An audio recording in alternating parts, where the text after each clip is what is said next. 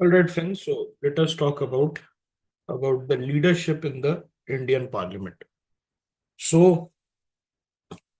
Indian parliamentary system है उसमें we have की लीडरशिप. अब लीडरशिप क्या होता है? One is the leader of the house and the other is the leader of the opposition. So leader of the house जो है, it is a prime ministerial role in the Lok Sabha और a minister in either house nominated by the prime minister. इसका मतलब क्या होता है? कहना इससे that where prime minister is, अगर प्राइम मिनिस्टर साहब लोकसभा में है या प्राइम मिनिस्टर साहब राज्यसभा में, so he becomes the leader in that house. And जब हम बोलते हैं प्राइम मिनिस्टर के बारे में, हम क्या बोलते हैं? He is the leader of majority party और coalition in the Lok Sabha. Okay, it doesn't mean that he has to come from Lok Sabha. He can be from Rajya Sabha, as we have seen in the case of Manmohan Singh.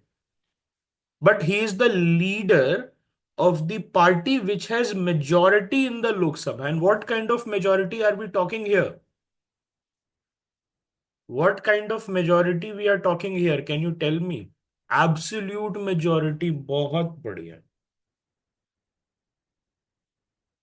फिर मैं बोल रहा हूं, difference होता है leader of the majority, that is to have majority and to pass a motion of confidence and no confidence. One is to maintain the numbers और वो number हमेशा रहता है एब्सोल्यूट. दूसरा होता है मोशन से रिलेटेड होता है. सो मोशन से रिलेटेड जो नंबर्स है, that is which kind of majority? Motion को पास कराना या मोशन को फेल कराना. बहुत बढ़िया. Simple majority. आप समझ गए हैं. ओके, आप जो है समझ गए हैं. Yes. And this person plays a critical role in managing the government's legislative agenda. So either the prime minister himself or a person who is nominated by the prime minister, okay, can nominate a deputy leader of the house to assist, okay, to assist in parliamentary duties. Global parallel, it is similar to the majority leader in the US system. Okay.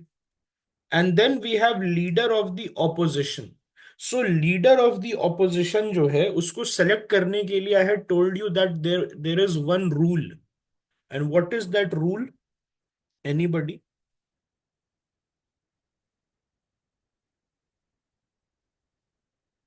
It was the Mavalankar rule. Now Mavalankar, who was Mavalankar here?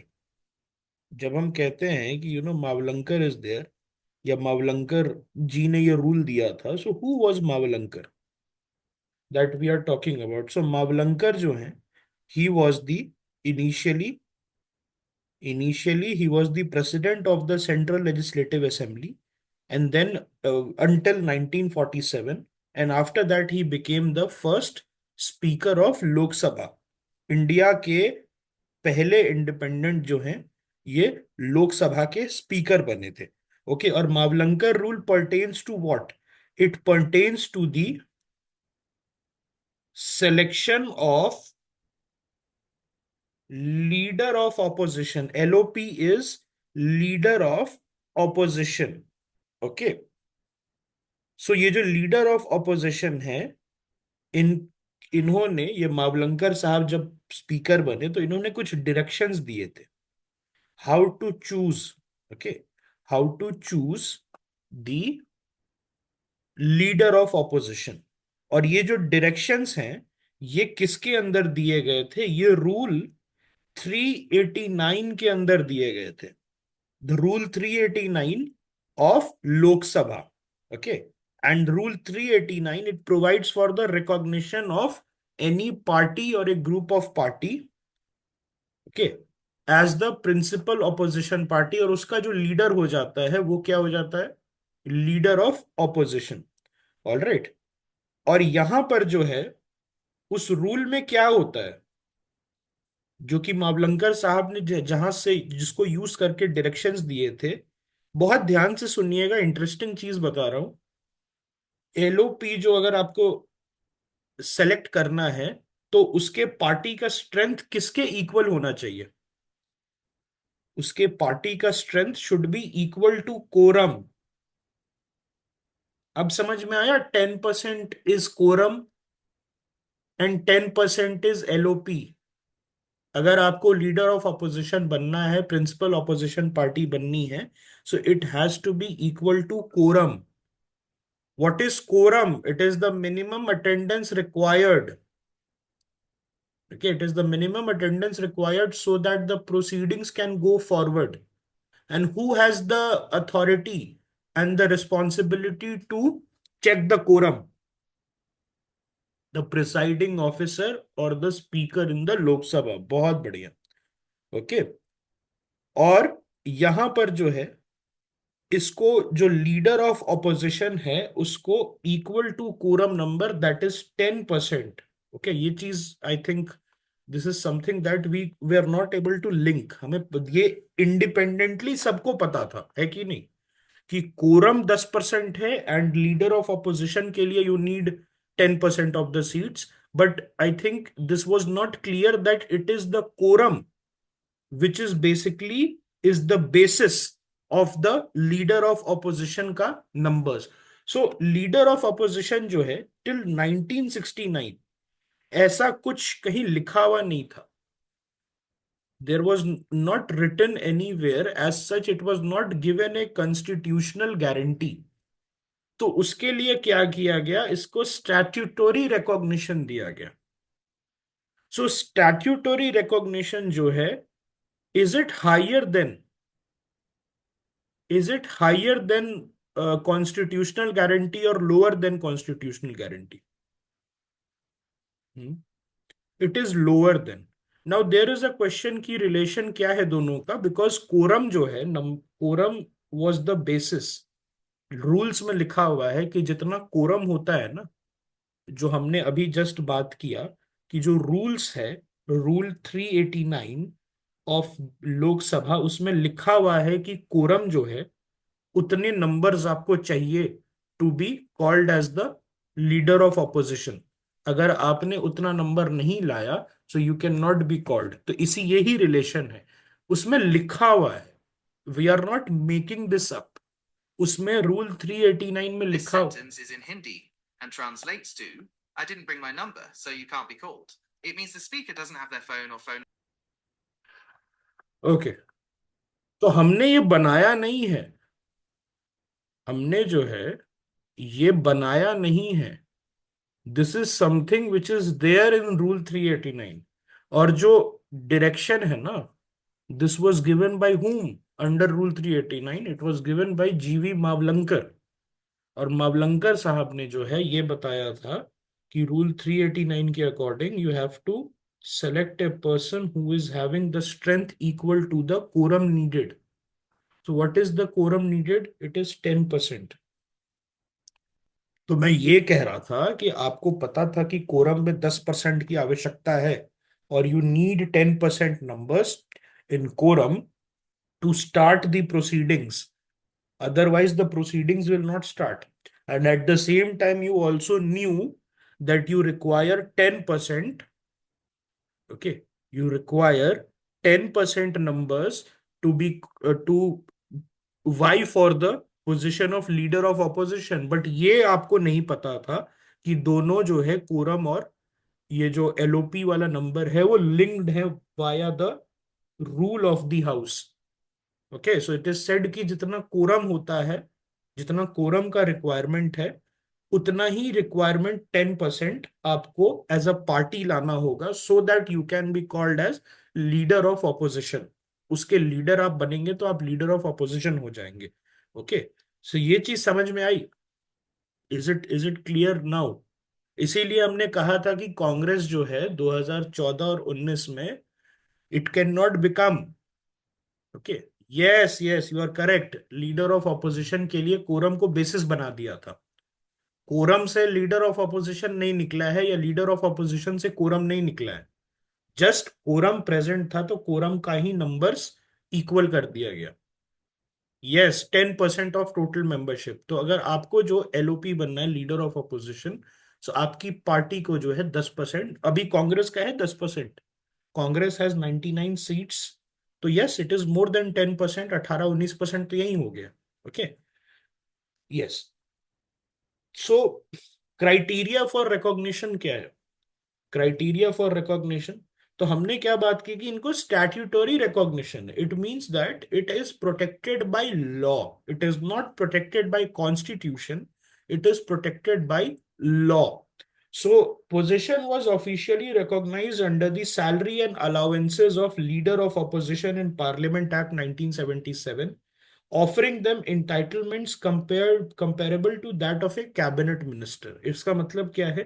According to the Leaders of Opposition in Parliament Act 1977, जो LOP है, he will get entitlements equal to that of cabinet minister। Okay, तो क्या LOP का कोई role है? Leader of opposition का कल ही news आया है। क्या न्यूज आया है? Any idea? Election commission, that for the selection of election commissioner, जो, yes, new CEC was there, and Rahul Gandhi, who was the leader of opposition, he stormed out of the meeting and he lodged a protest। Okay, so LOP जो है, leader of opposition, he is one of the members who selects। Okay, yes, all right, who selects। तो राहुल गांधी जो है, Rahul Gandhi stormed out of the meeting and he lodged a protest, he did not agree to this, but still, because there was a majority persons in the committee had agreed, so okay, Gyanesh Kumar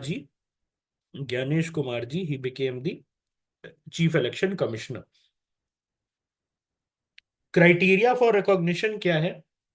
So he is recognized as the leader of the largest party in opposition that is not in the government and acknowledged as such by the chairman of Rajya Sabha or the speaker of Lok Sabha। A party requires a minimum strength of 1/10। So यहाँ समझ में आया, this is equal to the quorum of the house's total membership for its leader to be recognized as the leader of opposition।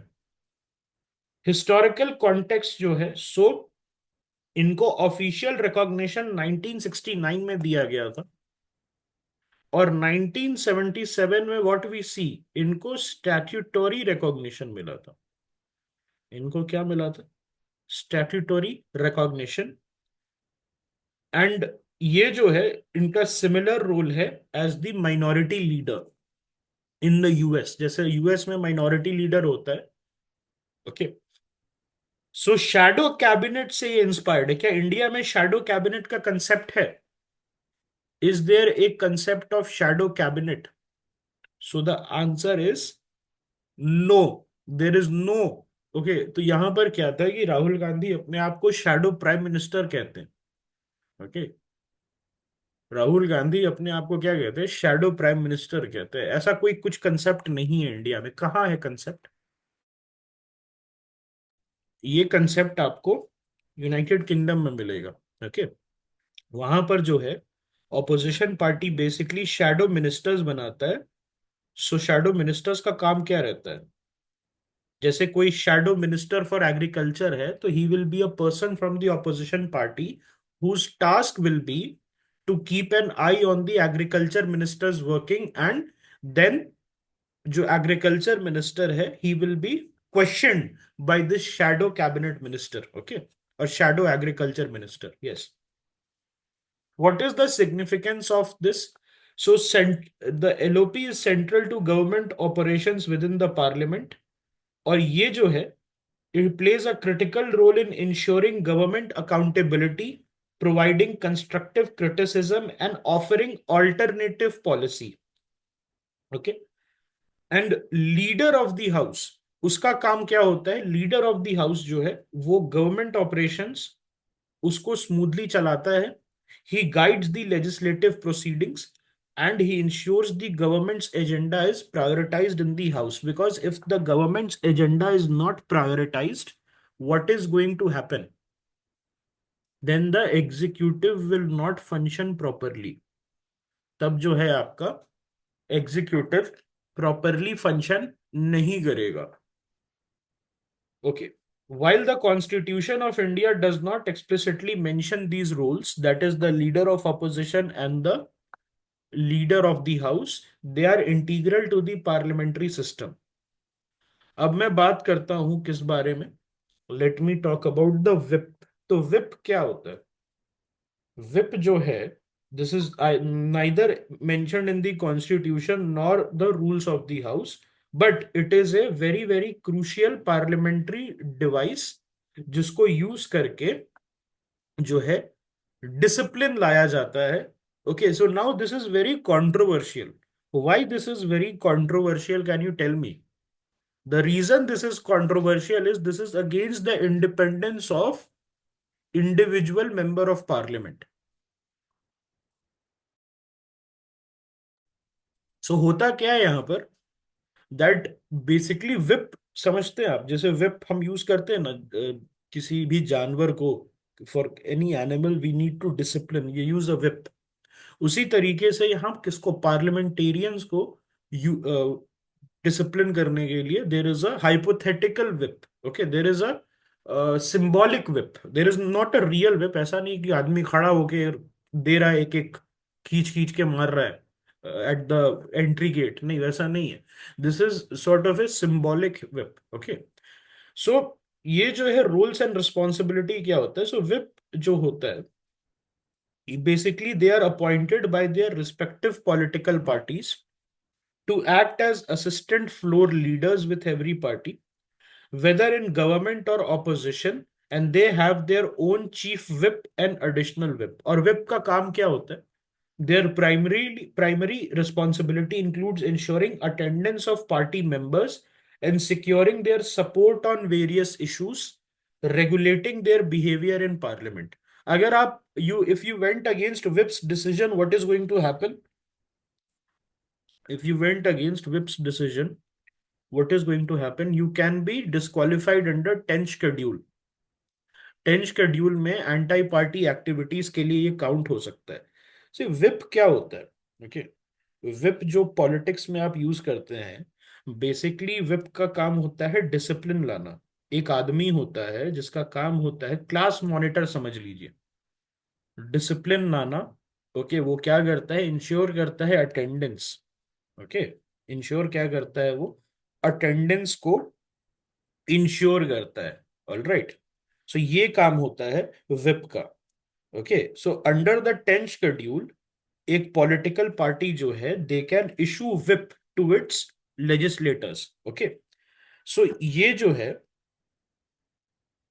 है whip, इसका काम होता है discipline करना. और ये विप का कंसेप्ट आया कहां से? ये विप का कंसेप्ट ब्रिटिशर्स से आया है. Alright.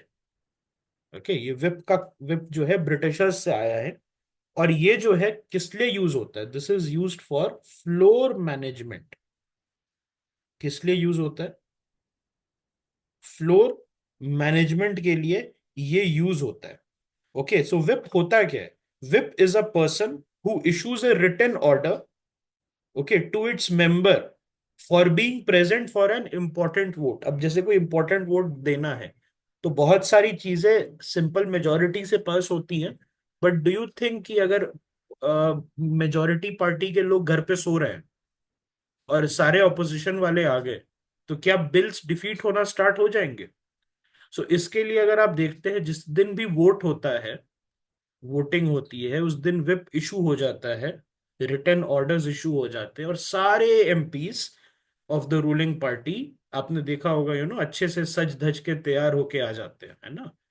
The women will come, all the actresses, they will come, all the men, they will come wearing the Nehru kurta, and all the women, they will come wearing the sari, and they will put the vote and then they will disappear again.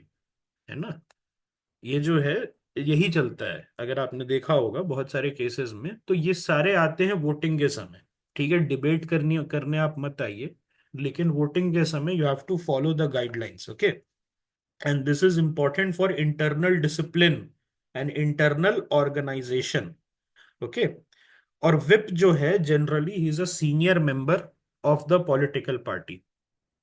Members are expected to adhere to directives issued by the whip. Failure to comply can lead to disciplinary action. It's a person who issues an order. अब समझ में आया? whip जो है, it's a person who issues an order. चलेगा? Okay. और whip क्या होता है? ये written order जो है दिया जाता है, और उस written order को मानना होता है, okay. So office of whip जो है, it is not mentioned either in the constitution or in the rules of the house, okay. और ये किस पे बेस्ड है विप? विप जो बेस्ड है, office of the whip, it is based on conventions, okay, alright. So whip जो है ये क्या कर सकता है? तो विप जो है क्या कर सकता है? This was discussed in the Kihoto Hollohan case, याद है हमने कल इसको पढ़ा था, Kihoto Hollohan case, okay. So Kihoto Hollohan case जो होता है, उसमें ये कहा जाता है कि ये जो है मोशन ऑफ कॉन्फिडेंस या नो कॉन्फिडेंस, और motions related to the policy and programme of the political party, alright. So ये सारी चीज जो है, वहां पर विप काम कर सकता है। और विप काम कहाँ नहीं करता है? प्रेसिडेंशियल इलेक्शन में किसको वोट करना है? You can not issue a whip telling your members who to vote in the presidential election. Okay, who to vote in the presidential election. Whip is not equal to disciplinary action, it is guidelines which you have to follow. And when you do not follow those guidelines, what follow is a disciplinary action. आपको school लिख के देता है आपके diary में कि nails काट के आना, बाल बना के आना, और आप वो दैट इज विप। और अगर आप नेल्स नहीं काट के जाएंगे, बाल नहीं बना के जाएंगे, so what follows is a disciplinary action. फिर जो आपको पीटी सर जो कूटते हैं ना, that is the disciplinary action. तो whip is when your teacher tells you to cut your nails, and disciplinary action is when you are beaten for not cutting your nails. उसी तरीके से whip is be present tomorrow, and if you are not present tomorrow without legitimate cause, then what follows is what follows is your disciplinary action, okay। so presidential election जो है, वहां पर आप नहीं MLAs और एमपीज को कह सकते on whom to vote. So what is it limited to? Presidential election में आप क्या कह सकते हैं? Can you assure minimum attendance? You can not tell them whom to vote, but you can ensure attendance कि कल आना है आपको, ये आप कर सकते हो, okay. This nothing is talked about this, आने के लिए कि कल सभी को आना है, सारे बीजेपी वाले कल आएंगे, this is a chips direction. लेकिन विप ये नहीं कह सकता है कि कल सारे बीजेपी वाले आके इस आदमी को वोट करेंगे in the presidential election, okay. So this is illegal.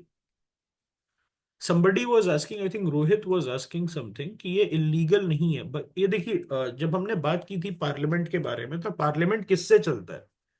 Parliament works from constitutional provision. Parliament works from statutes. Parliament works from conventions. तो ये कन्वेंशन है कि नहीं? पार्लियामेंट के कॉन्स्टिट्यूशनल प्रोविजन है, स्टैट्यूटरी एक्ट्स है, स्टैट्यूट्स है, रूल्स है, एंड देन कन्वेंशंस। तो पांच छह चीजें हमने बात की थी ना, तो उसमें कन्वेंशन भी तो आ जाता है। And this whip is a part of convention, yes और नो? सो ये इलीगल हुआ क्या? पार्लियामेंट पांच छह चीजों से चलता है, उसमें तो कन्वेंशन भी आता है, so it will not be illegal, okay. All right. So all parties in India, they can issue a whip to their members. Please remember, and parties they appoint a senior member to issue whip, and that member who issues whip, वो जो member होता है जो whip को issue करता है, वो उसका नाम क्या होता है? Chief whip. Okay. By the order of the court. By the order of the courts, courts ने मना किया है कि आप प्रेसिडेंशियल इलेक्शन में नहीं कर सकते. ओके. तो chief whip. Okay. Chief whip जो है, ही is the person who issues these disciplinary rather instructions which you have to follow, failing which you can be liable to disciplinary actions. उसके बाद जो है, इनको असिस्ट करने के लिए एडिशनल विप्स होते हैं. Okay. So government chief whip. So chief whip of government party usually holds the position of minister of parliamentary affairs. So जो minister of parliamentary affairs होते हैं, he is generally the chief whip. ऐसा कोई hard and fast नहीं है. Okay, and the Minister of State for Parliamentary Affairs, he often serve as the chief whip in the Rajya Sabha. तो वो जो है राज्य सभा में minister of state for parliamentary affairs. So minister of state for parliamentary affairs is a junior minister whose boss is the minister of parliamentary affair, who is generally from the Lok Sabha. Generally, there is no hard and fast rule. I'm saying it again. Generally जो है, हम क्या देखते हैं कि minister of parliamentary affairs in the Lok Sabha is the chief whip, whereas in the Rajya Sabha, Minister of State for Parliamentary Affair. Okay. Responsibilities क्या होता है? The chief whip is responsible for advising the government on parliamentary business, maintaining liaison with ministers regarding parliamentary matters affecting their departments. इनको क्या क्या recognition मिला हुआ है और क्या क्या फैसिलिटीज मिलता है? So, under the Leaders and Chief Whips of Recognized Parties and Groups in Parliament Act 1998, the statutory protection is there. Chief Whip of recognized parties and groups are entitled to a telephone and secretarial facility. So, do you understand why? Do you understand why? इनको phone की क्या जरूरत है? ताकि attendance, okay, attendance जो है आप ensure कर सकते हैं. ओके, अटेंडेंस जो है आप इंश्योर कर सकते हैं. So the answer is yes. Private members obviously they can be, doesn't have to be a minister. Okay. Alright. यहाँ क्या लिखा हुआ है? हम यूजुअली की बात कर रहे हैं. ओके. हम क्या बात कर रहे हैं? यूजुअली की बात कर रहे हैं. तो सारे पॉलिटिकल पार्टी अलाउड है कि नहीं? Are all political parties allowed to have their whip? तो आंसर इज यस. तो सारे पॉलिटिकल पार्टी से जरूरी तो नहीं है कि मिनिस्टर्स होंगे. ऑलराइट. सारे पॉलिटिकल पार्टी से जरूरी तो नहीं है कि मिनिस्टर्स होंगे, है ना? So this is something, alright, that is there. Alright. चलिए, अब हम बात करते हैं what are the types of whip. What are the types of whip? So क्या क्या होते हैं, कोई पता है किसी को? So there is a one line whip, there is a two line whip, and then finally there is a three line whip. Okay. One line whip, two line whip and three line whip. So इसमें difference क्या होता है? So one line whip is to inform the members about a vote. Okay. So जब one line whip issue होता है तो उनको बताया जाता है कि ये कल परसों वोट है, आ जाना. लेकिन वन लाइन whip जो है, it allows a member to abstain. यहां पर जो है, members can abstain if they do not wish to follow the party line. यहां पर वन लाइन विप अगर आपके लिए इशू होता है तो it is generally to inform about a vote and then you can abstain. Alright, you can what, you can abstain. तो यहां पर अलाउड है, वन लाइन विप में अलाउड है abstention.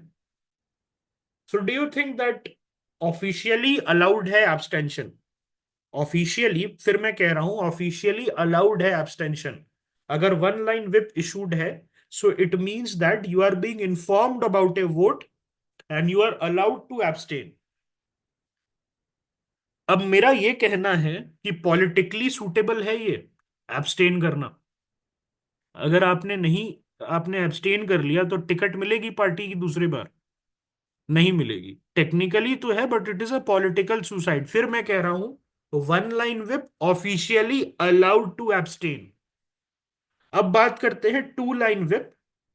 So two line, one line is just to inform कि देखिए जी voting है, ऐसी ऐसी वोटिंग होने वाली है। ओके। और टू लाइन विप जब होती है, so two line whip is issued when, two line whip is issued to direct, okay, to direct the member to come, to direct to be present. अब आपको आना है। तो टू लाइन विप में सिर्फ बताया जाता है कि आ जाना। ओके, क्या बोला जाता है? आ जाना, कम। In the one line whip, what we were saying, there is a vote. It is to inform you there is a vote. And if you want to abstain, you are allowed. In the two line whip, it is said there is a vote, please come. You have to come. But there is no instruction on whom to vote. किसको vote करना है? And then comes the three line whip. What is the three line whip? And it is issued to members to inform them of the voting, to ask them to come, and then to tell them on whom to vote. So, what is the difference between one line whip, two line whip, and three line whip? One line whip merely inform you are allowed to abstain. Two line whip confirm your attendance, come to the party or come to the voting, not party. Three line जो है, whom to vote is given. Okay. So क्या three line whip presidential election में possible है? Is it possible in presidential election? नहीं है। Okay, it is not. Okay, तो किसी को डाउट है one line, two line, three line whip में? वन लाइन, टू लाइन और थ्री लाइन विप में किसी को थोड़ा सा भी डाउट है? नहीं है। अब यहां पर क्या होता है, अगर आपने जो है वायलेशन किया है विप का, what happens whenever you are doing the violation of whip? So you face expulsion against the 10th schedule। 10th schedule के under you will face expulsion। Okay, ठीक है, is it clear? All right.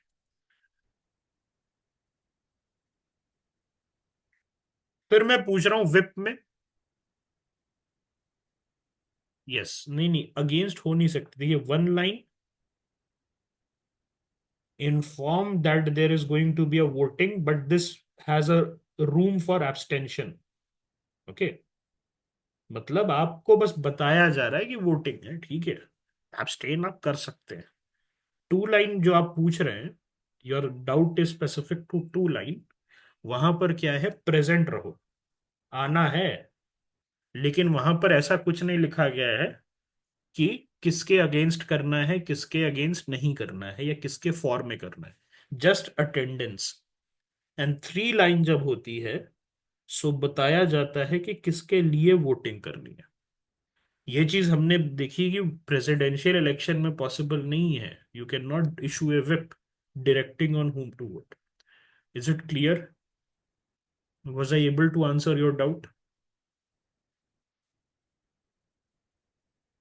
One line, two line, and three line whip. Okay, so these are the three whip that you need to understand. Okay, so what is the recognition criteria? A recognized party is defined as having at least 55 members in the Lok Sabha or 25 members in the Raj Sabha. A recognized group must consist of at least 30 members in the Lok Sabha or 15 members in the Raj Sabha. So आप जो है, all right, these are regarding for every voting that take place in the house, crucial voting matters। okay, okay, है ना? Crucial voting matters में generally ये किया जाता है, और क्रूशियल तो हर चीज हो जाती है ना? मतलब ऑफिशियली दो लाइन में the MPs, yes the MP is allowed to vote by his choice, but is it a wise decision? First में तो एब्सटेन भी कर सकता है, नहीं आएंगे। फर्स्ट में तो एब्सटेन भी कर सकता है। सेकंड में, ओके सेकंड में जो है, ओके नहीं, members have to come, okay, in the two line whip, okay, you have to be present and voting, but not how to vote or whom to vote. Okay, you have to be present and voting in the two line whip, but not how to vote और किसके लिए vote करना है. But in the three line whip, you have to be present and voting, plus you have to vote as per the party line in the three line whip. Okay, all right. देखिए party के बारे में क्या है ना कि देखिए we have talked about कि एक समय ऐसा था कि कोई पार्टी ही नहीं थी रिकॉग्नाइज पार्टी, है कि नहीं? कांग्रेस को भी 44 48 सीट्स थी और कुछ था नहीं उसमें. सो रिकॉग्नाइज पार्टी क्या है? जिसके पास 55 मेंबर्स है लोकसभा में, 10% of that is the quorum strength, and 25 members in the Rajya Sabha. Whereas recognise group क्या है? सो ग्रुप जो है आपका, जनरली ये पार्टी से छोटा होता है, पार्टी जो है उससे छोटा होता है, and it must consist of at least 30 members और 15 मेंबर्स. तो बेसिकली कितना नंबर्स आप ले आ रहे हैं.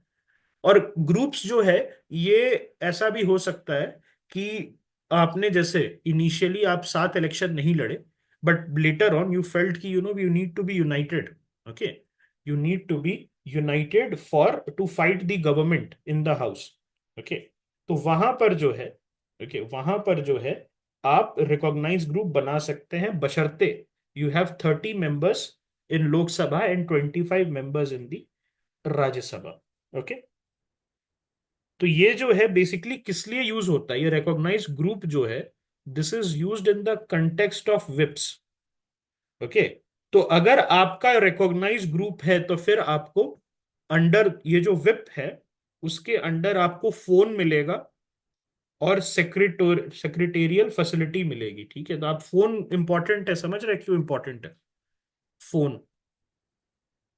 जैसे आपने, अच्छा, जैसे आप समझ में आ रहा है कि फोन करना होता है आपके कॉलेज में, इलेक्शंस वगैरह होता था तो फोन होता था ना कि भाई तेरे को कल आना है, you have to come tomorrow. Okay भाई, इसी को वोट करना है. सो उसी तरीके से यहाँ पर भी सेम सिचुएशन है. यहाँ पर हमने लेकिन दूसरी चीज पढ़ी है, क्या पढ़ी है? 1 line, 2 line and 3 line whip.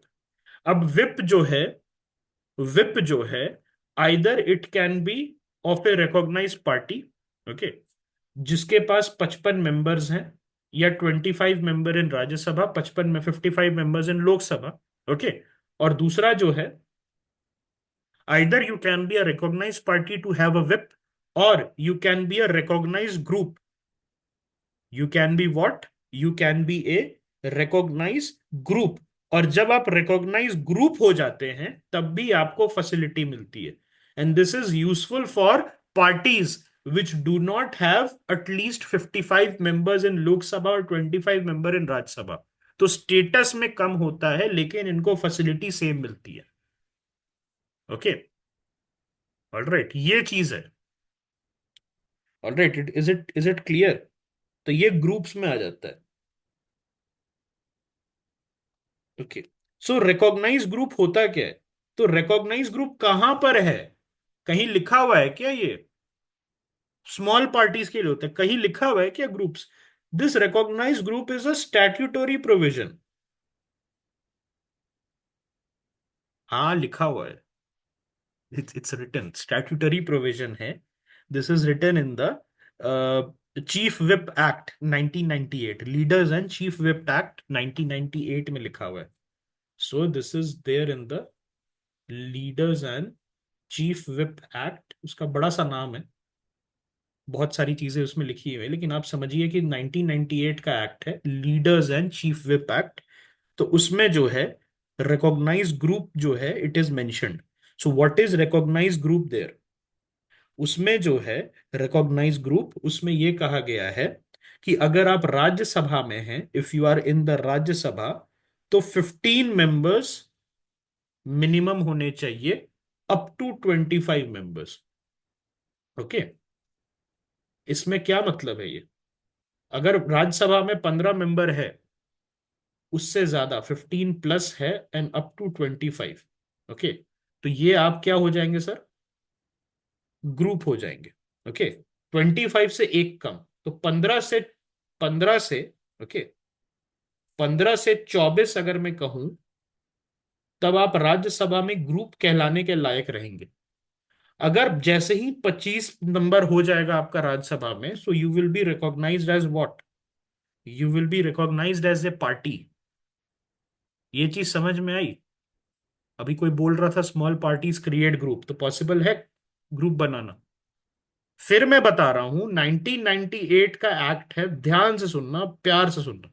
1998 का एक एक्ट है, ओके, उसके अकॉर्डिंग 15 से ज्यादा, 15 या 15 से ज्यादा, 15 और more than 15 and less than 25 in the Rajya Sabha, you can be called as a group. Why less than 25? Can somebody tell me why less than 25? Because if it is 25 and above, क्या आप party नहीं बन जाएंगे? हैं? उससे ज्यादा रहेगा तो पार्टी बन जाएंगे आप। सो 25 और उससे ज्यादा, 25 और उससे अगर ज्यादा होगा, सो यू विल इवॉल्व। जैसे पोकीमोन इवॉल्व नहीं होता, उसी तरीके से आप इवॉल्व हो जाएंगे ग्रुप से पार्टी। और 25 से कम, दैट इज 24, और 15 या 15 से ज्यादा, तब आप ग्रुप रहेंगे। ओके, तब आप क्या रहेंगे? ग्रुप रहेंगे। Okay, alright, so this is related to party. ये जो 1990 एक्ट का, 1998 एक्ट का है, पार्टी है। आपका क्वेश्चन यही है ना कि क्या 10 15 लोग, 20 लोग इंडिपेंडेंट एमएलए आके क्या अपना एक ग्रुप बना सकते हैं? नहीं। अगर मैं जाऊं 1998 एक्ट के हिसाब से, तो वहां पर मेंशन्ड है पार्टी। ओके, तो पार्टी को ही डाउनग्रेड कर दिया जाता है ग्रुप में। किसी एक पार्टी के इलेक्टेड मेंबर्स को ही डाउनग्रेड कर देते हैं बिटवीन 15 to 24। अगर राज्यसभा में मैं बात कर रहा हूं, 15 to 24 है, you will be a recognise group. 24 से ऊपर है, आपका एवोल्यूशन हो जाएगा, and you will become a recognise party. उसी तरीके से, in the very same manner, अगर आप जाएंगे यहां पर लोकसभा में, सो वहां पर क्या है? लोकसभा में 30 to 54 है, दैट इज 30 मेंबर्स और 54 मेंबर्स के बीच अगर आप हैं लोकसभा में, so your party will be called as a recognise group. And the moment it goes above 54, तब क्या हो जाएगा? The moment it goes above 54, you become a recognise party. Is it clear? तो आपने पूछा क्या इंडिपेंडेंट मेंबर्स आ सकते हैं? अकॉर्डिंग टू द 1998 एक्ट, बहुत सिंपल भाषा में लिखा हुआ है, a group is what? It is a political party having less than 25 members and more than 15 members in the Rajya Sabha, and more than 30 members and less than 55 members in the Lok Sabha. तो range क्या हो गया? अगर आप एक पॉलिटिकल पार्टी हैं who is recognized as a group, so 15 to 24 seats चाहिए आपको in the Rajya Sabha, and 30 to 54 seats चाहिए in the Lok Sabha. The moment you cross 24 in Rajya Sabha, you are a recognize party. The moment you cross 54 in the Lok Sabha, you are a recognize party. क्या ये चीज clear है? हम्म। एक example ले लेते हैं। सपोज एक पार्टी है, लेटस से उस पार्टी का नाम है Janata Dal United, okay, JDU है। और जेडीयू को जो है अप्रोक्सीमेटली 35 सीट्स आया है लोकसभा में। तो ये क्या होगा? What will be this? 35 seats Lok Sabha में आया दोस्तों। According to the Chief Whip Act, this will be called a group, a recognized group. Okay. All right, अगर किसी पार्टी को 10 सीट्स आया है तो they are called a party but not with the context of the whip. हम यहां पर विप के बारे में बात कर रहे हैं। तो ये जो क्लासिफिकेशन है ना दोस्त, पार्टी और ग्रुप का, this only pertains to when we are talking about the whip situation. अगर हम विप के बारे में नहीं बात कर रहे तो आप कुछ भी कहिए अपने पार्टी को, एक एमपी भी है तो उसको कहिए पार्टी है आपका। बट विप के बारे में जब आपको फैसिलिटीज लेनी होती है, secretarial facility, phone facility, all these facilities which are there in the 1998 Act, तो उस फैसिलिटी के लिए you should either be a group और ए पार्टी। Is it clear? किसी को डाउट है? कोई डाउट नहीं होना चाहिए, पूछिए यार, क्वेश्चन पूछिए। राज्यसभा में 15 से 24 ग्रुप है और लोकसभा में 30 से 34, 30 to 54 ग्रुप के अंदर आता है। The moment you become 55, you become a recognise party. Is it clear? Is it clear everybody? Types of whip, हमने 3 तरीके के विप बोला। One line whip, 2 line whip, 3 line whip. One line whip merely informs you, merely informs you कि कल voting है या कभी भी वोटिंग है, and you can abstain. Technically legally you can abstain because this is just information. 2 line whip, you have to be present and voting, but no direction on whom to vote. And 3 line whip, you have to be present and voting and vote according to the party lines. अब समझ में आया तीनों में क्या difference है? And if you do not follow this, you are liable to be disqualified under the 10th schedule. Okay, क्या ये चीज क्लियर है सभी को? इसमें किसी भी तरीके का डाउट नहीं होना चाहिए। Okay, so whip is completed. So what did we complete here? We completed the whip, leader of opposition, leaders in Indian parliament. So we have completed this.